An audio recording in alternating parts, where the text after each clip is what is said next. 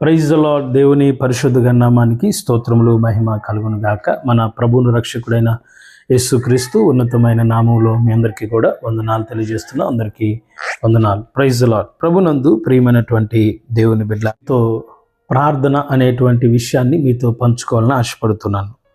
వాస్తవానికి దేవుడు మనతో మాట్లాడడానికి ఇష్టపడుతున్నాడు. మహిమ స్వరూపి అయినటువంటి దేవుడు మనతో సంభాషించాలని ఆశపడుతున్నాడు.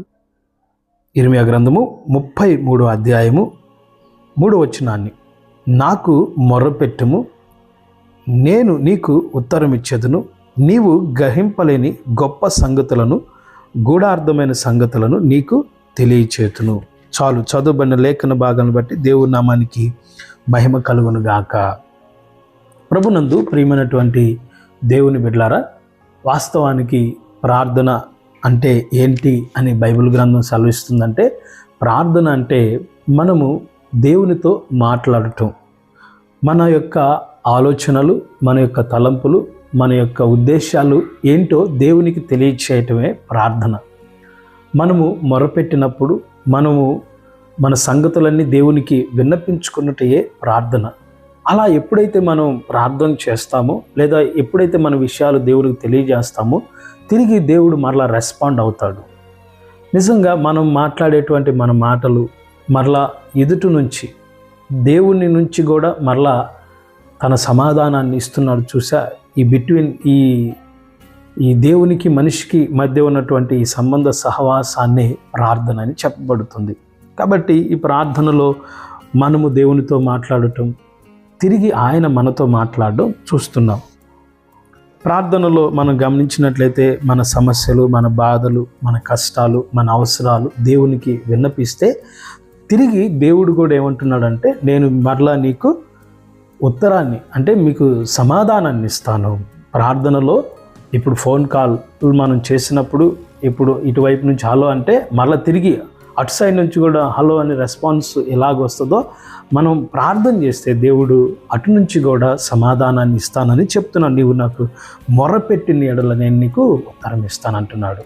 నీవు గ్రహించలేని ఎన్నో సంగతులు నీకు బయలుపరుస్తాను అని దేవుడు చెప్తా ఉన్నాడు. ప్రభునందు ప్రియ దేవుని బిడ్డలారా, 145వ కీర్తన 18వ చరణంలో కూడా ఏముంది అంటే, తనకు మొరపెట్టు వారందరికీ, తనకు నిజముగా మొరపెట్టు వారందరికీ యెహోవా సమీపముగా ఉన్నాడు.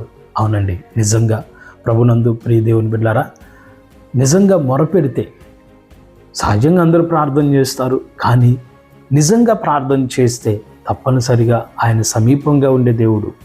ఆయన దూరంగా ఉండేటువంటి దేవుడు కాదు, మనకు దగ్గరగా ఉండేటువంటి దేవుడు. ప్రార్థన ద్వారా దేవుడు నీతో మాట్లాడుతాడు. నిజంగా నిన్ను డిజైన్ చేసిన దేవుడు, నీ ఆలోచనలన్నీ ఆయన ముందే తెలుసు.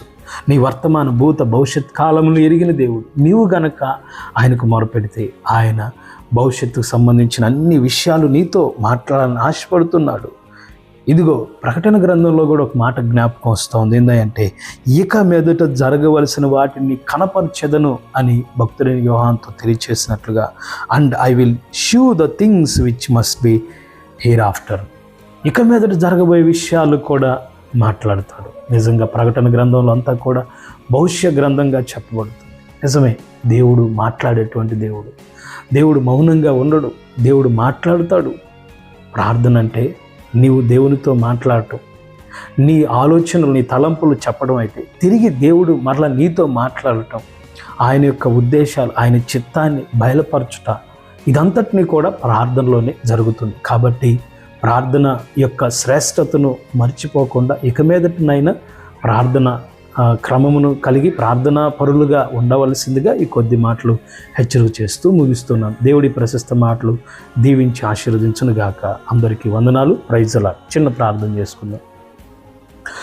మహాపరిశుద్ధుడా, పరలోక తండ్రి, నీ ఘనమైన శ్రేష్టమైన నామాన్ని బట్టి వందనాలు, స్తోత్రాలు. ప్రార్థన అంటే ఏంటో నాయన మీరు మాతో మాట్లాడిన విధానాన్ని బట్టి వందనాలు, స్తోత్రాలు తండ్రి. నిజంగా ప్రార్థన అంటే నాయన, ఇదిగో తండ్రి, మేము భయపడుతూ ఉన్నాం. ప్రార్థన అంటే అయా ఇదిగో తండ్రి ఎంతో భయంకరంగా ఆలోచన చేస్తున్నాం. కానీ ప్రార్థన అంటే నాయన ఎదుటి వ్యక్తులతో ఏ రీతిగా మాట్లాడతామో అదే రీతిగా నాయన ఇదిగో తండ్రి సులువుగా నాయన ఇదిగో తండ్రి మీరు మొరపెట్టితే నేను వింటానంటున్నారు, మీరు మాట్లాడితే నేను వింటానంటున్నారు, మీరు మీ మాటలు ఒల్లించుటయే నేను ప్రార్థనగా నేను కన్సిడర్ చేస్తానంటున్నారు. కనుక నాయన అయా ఇదిగో తండ్రి మాతో మాట్లాడాలంటే నాయన అనేకులు నాయన మా యొక్క నాయన ధనాన్ని చూస్తారు, బలాన్ని చూస్తారు, బలగాన్ని చూస్తారు, నాయన ఇదిగో ఆస్తిపాస్తులు ఉద్యోగాలు చూస్తారు.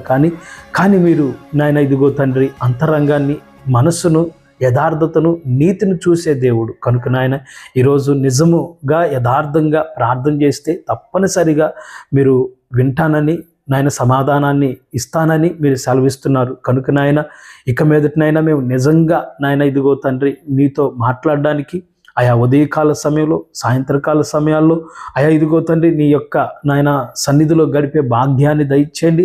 తద్వారాగా అనేకమైన సంగతులు నాయన మాతో మాట్లాడతారని మేము నమ్ముతున్నాం.